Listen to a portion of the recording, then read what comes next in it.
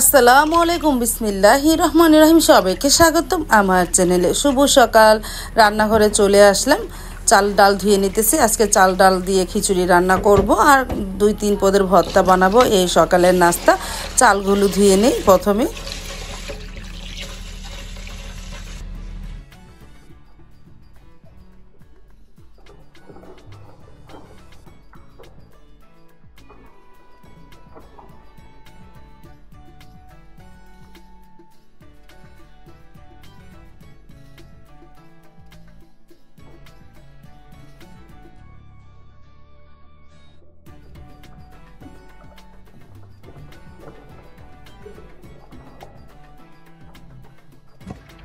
তারপরে প্রেসার কুকারে আলু সিদ্ধ দিব। আলুটা সিদ্ধ করে নিই। প্রেসার কুকারে দিয়ে আলুগুলো কাটা হয়ে গেছে, এখন ধুয়ে সিদ্ধ বসিয়ে দিই।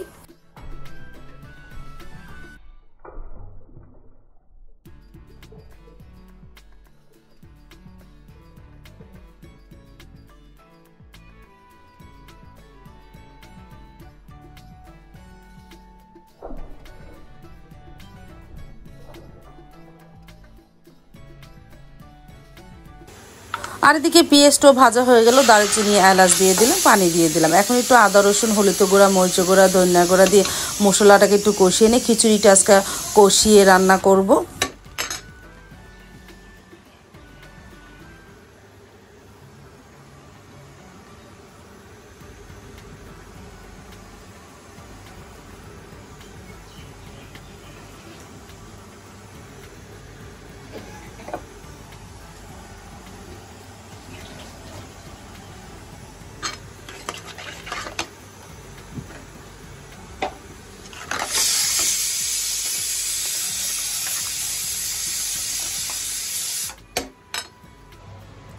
আর এদিকে ফ্রিজে চিংড়ি মাছ আসলো, গুঁড়া চিংড়ি মাছ বের করে রেখেছি, ভর্তা বানাবো।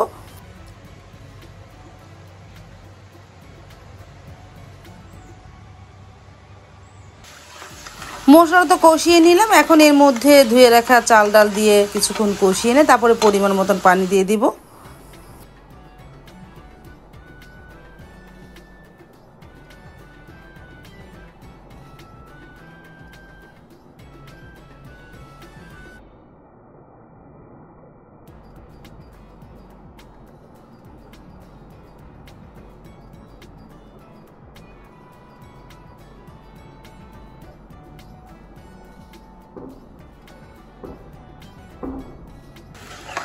চালটা তো দেওয়া হয়ে গেল, এখন কিছুক্ষণ কষিয়ে নিই।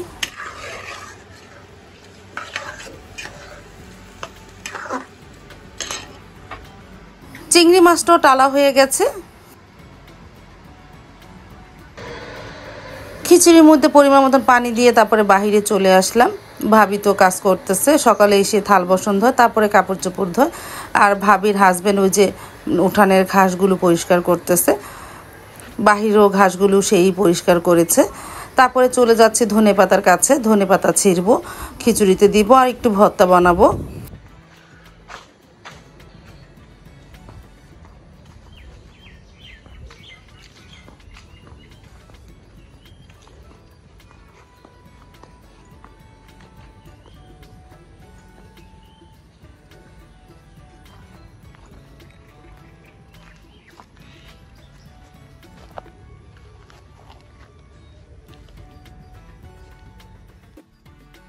কত সুন্দর ধনেপাতা হয়েছে। ধনেপাতাগুলো ছিঁড়ি, ভালোই লাগলো। আর ধনেপাতাগুলো অনেক ঘ্রাণ থাকে।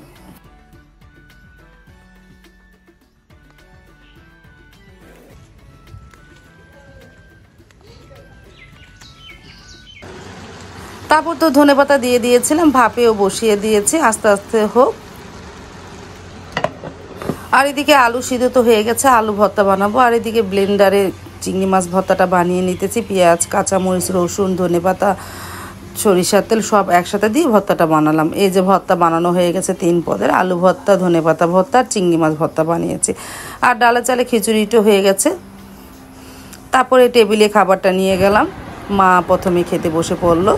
সাইদুল বাবা একটু বাজারে গিয়েছে। ধন্যবাদ, ওই যে গাছের ধন্যবাদ একটু নিয়ে খা, রান্না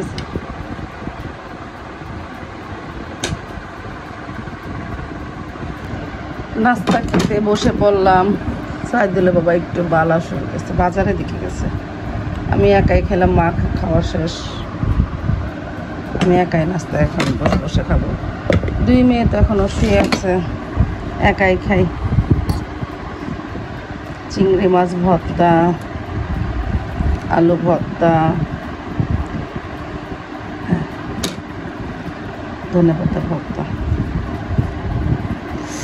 গাছের ধনেপাতা তো অনেক ঘ্রাণ, মানে কি বলবো, বিলাতি ধনেপাতা যে কি ঘ্রাণ। বিসমিল্লাহ। সাইদুল বাবা বাজার থেকে চলে এসেছে, সকালে নাস্তা করে নিতে। পানি আছে নি মামু, বান্দা পুষ্করিতে গোসল করেন না পুরো ভরপুর, তাই নি যোগ মুখ আছে নি আবার যোগ নাই তো। পোলা পানি গোসল করবো মামা, পুষ্কর কাটলা আপনাকে পানি ফ্রেশ পানি না আমলা পানি। সাইদুল বাবার সাথে বসে আমার মামা শ্বশুর, মানে ছোট মামা শ্বশুর নাস্তা খাচ্ছে। তারপর সাইদুল বাবা বাজার থেকে মাছ এনেছে, ফলি মাছ, টাটকিনি মাছ, আর তিনটা না 4টা মাগুর মাছ এনেছে এই যে, আর মুরগি এনেছে, সবজি এনেছে, লাল শাক এনেছে।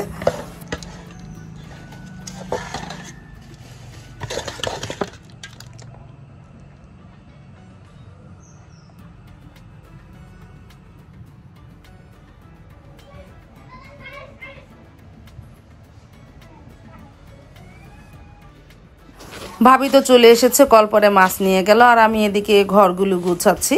প্রত্যেকটা ঘর গুছিয়ে দিয়ে ভাবির মাছ কাটা হলে ঘর ঝাড়ু দিয়ে মুছে নেবে নে।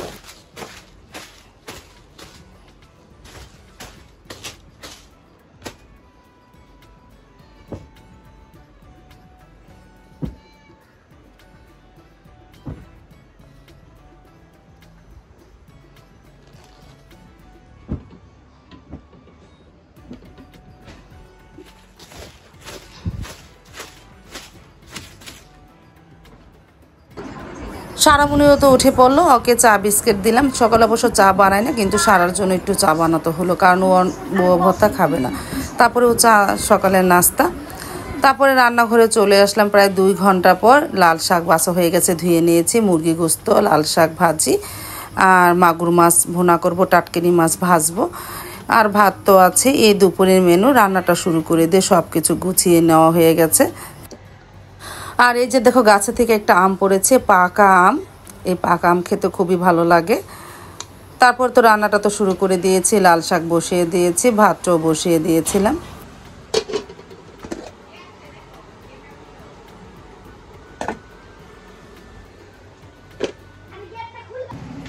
লাল শাক তো মজে গেছে, এখন একটা ইজুরির সাহায্যে গালিয়ে নিতেছে, তারপরে বাগার দিব। কাঠের ইজুরি দিয়ে আমরা সব সময় শাক একটু গালিয়ে বাগার দিই।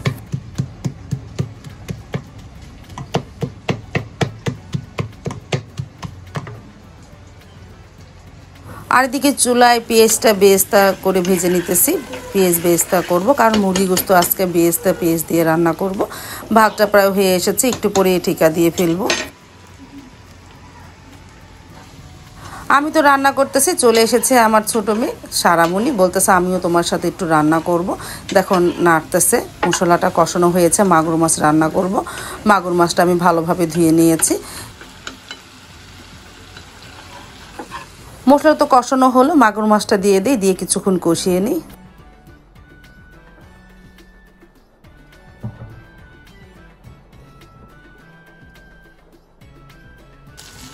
প্রায় তো অনেকক্ষণ ধরে কষিয়ে নিলাম, এখন পানি দিয়ে দিই।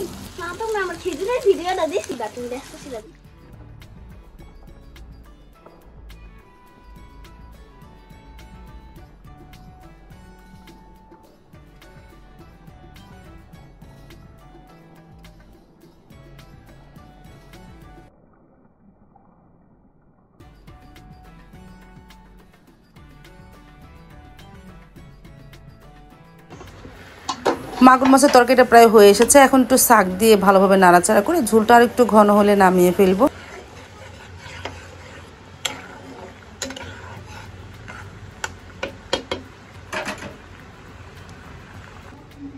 আর এদিকে মুরগি গোস্তটা মেখে ঝুঁকে বসিয়ে দিয়ে আদা রসুন নিয়েছি, দারুচিনি এলাচ নিলাম, একটু মরিচের গুঁড়া দিব, হলুদের গুঁড়া, তারপরে ধনিয়ার গুঁড়া দিব, আর দিব টক দই, লবণ, আর দিব বেরেস্তা পেঁয়াজ। কাঁচা পেঁয়াজ ব্যবহার করব না, বেরেস্তা পেঁয়াজ দিয়ে আজকে মুরগি গোস্তটা রান্না করব।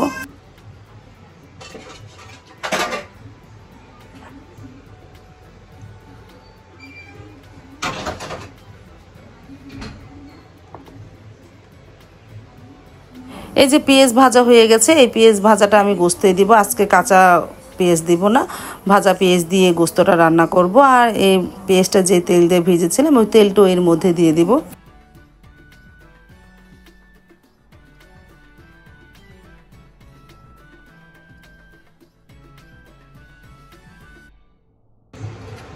সব উপকরণ দেওয়া হয়ে গেছে, এখন তেল দিলাম। তেল দিয়ে ভালোভাবে হাত দিয়ে মেখে তারপর চুলায় বসিয়ে দিব অল্প একটু পানি দিয়ে।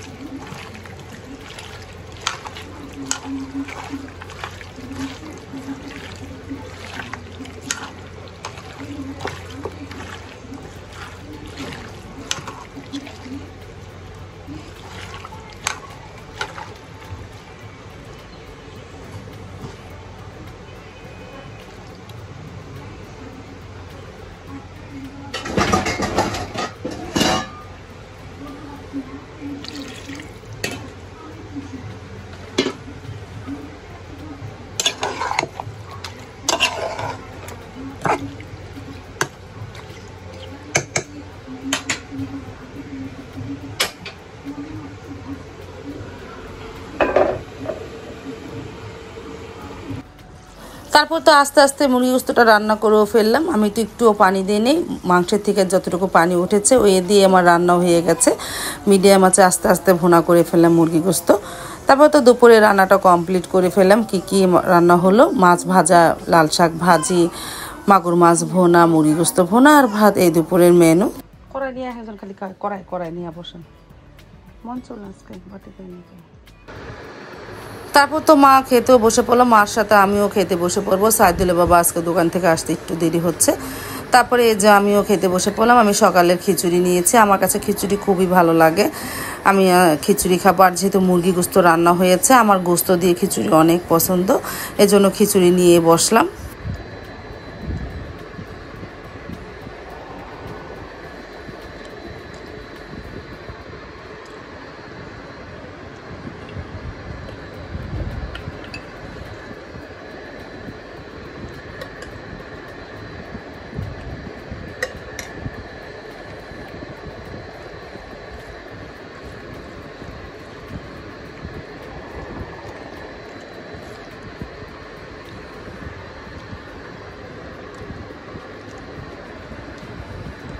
ঝোল দে।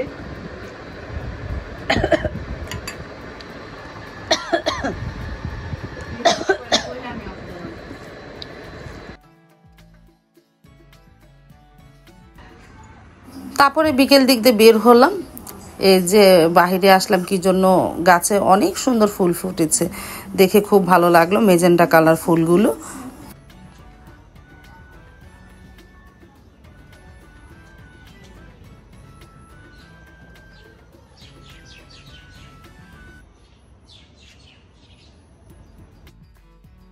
আর এদিক জান্নাত পাখি উঠান ভরে দৌড়েতেছে আর খেলতেছে। দেখো দৌড় দিয়ে আমাদের ঘরে যায়, আবার বের হয়।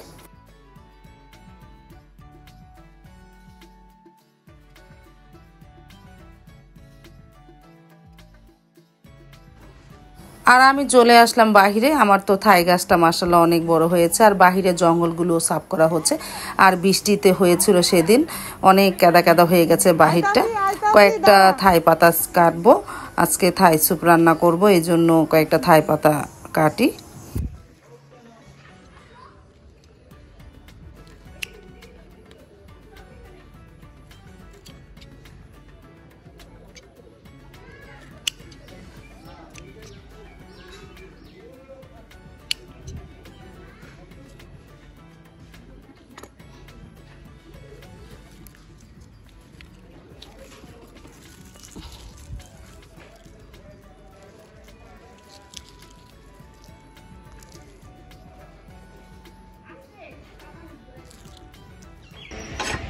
সন্ধ্যার পর চলে আসলাম থাই স্যুপ রান্নার জন্য। সব উপকরণ দেওয়া হয়ে গেছে, আর চুলায় তো থাই পাতাও দিয়েছি, আর যে চিকেন স্টকের মধ্যে থাই পাতাটা দিয়েছি।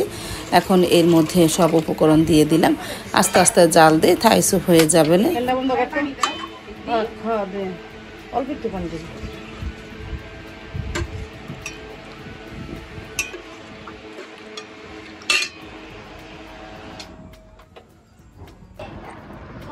এই যে থাই স্যুপ নিয়ে এসেছি ড্রয়িং রুমে, আমি সাবা সারামণি বসে খাবো গরম গরম থাই স্যুপ। কিন্তু আমার এখানে মনে হচ্ছে যে অনেক পাতলা, কিন্তু পাতলা হয়নি, অনেকটাই ঘন আছে।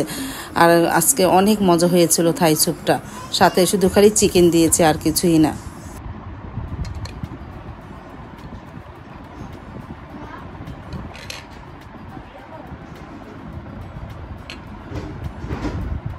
সসের বোতল আনি তো পাকা করতে গা।